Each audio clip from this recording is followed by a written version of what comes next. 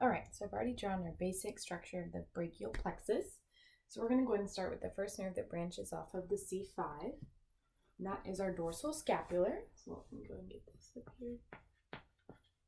Dorsal scapular. Okay. And then the muscles that this nerve innervates are our rhomboids and our levator scapulae. Okay, perfect. So then the next nerve that branches off of this C5 right here is a long nerve that kind of swoops down like this, and it receives input from C5 and also C7, or C6 and C7, excuse me. And this is the long thoracic nerve. Okay, and this nerve innervates our serratus anterior.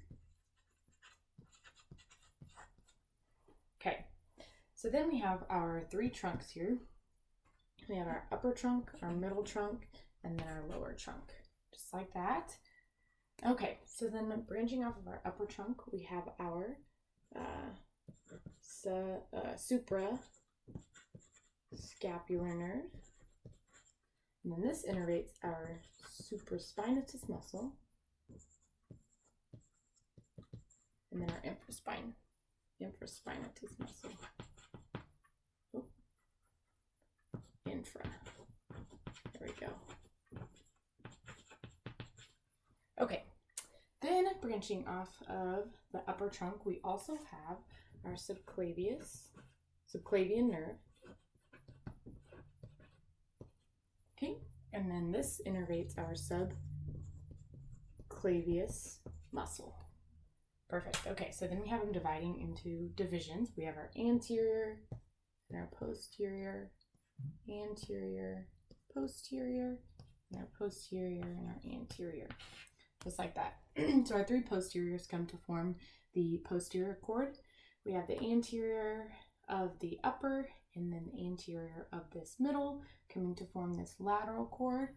And then we have our anterior of this lower cord coming to form the medial cord. Okay, so branching off of our lateral cord is our lateral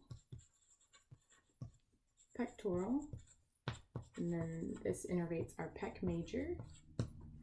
Perfect. Okay. And then coming off of our posterior cord, the first one we have is our upper subscapular.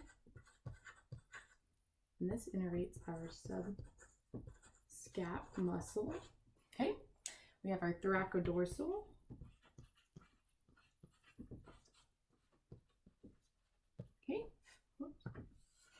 Okay, and our thoracodorsal muscle innervates our latissimus dorsi. Perfect. Okay, and then our last branch off of this posterior cord is our lower subscapular. And this one also innervates the subscap muscle, and then our teres major. Perfect. Okay, so there's that. And then on the bottom, here we have our medial cord right here. And this has three branches. So we have our medial pectoral muscle, medial pectoral nerve. And this innervates our pecs major and minor. Okay, so just like that. And then we have our medial brachial cutaneous and our medial antebrachial cutaneous. Okay, and our medial brachial cutaneous is responsible for the skin in the brachial arm, and then our medial antebrachial cutaneous is responsible for the skin in the antebrachial arm. Okay, just like that. I'm gonna slide this over just a little bit. There we go.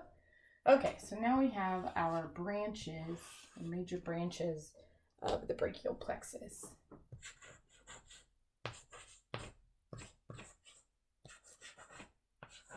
Okay, so I'm running out of room here. So we have our musculocutaneous nerve, axillary nerve, radial nerve, median nerve, and our ulnar nerve.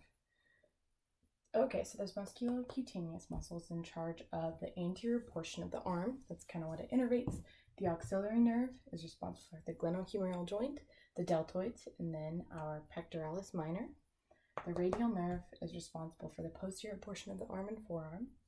Our median nerve is responsible for the anterior portion of our forearm, and then the ulnar nerve is also responsible for muscles in the forearm. Okay, so I think that's everything on our brachial plexus.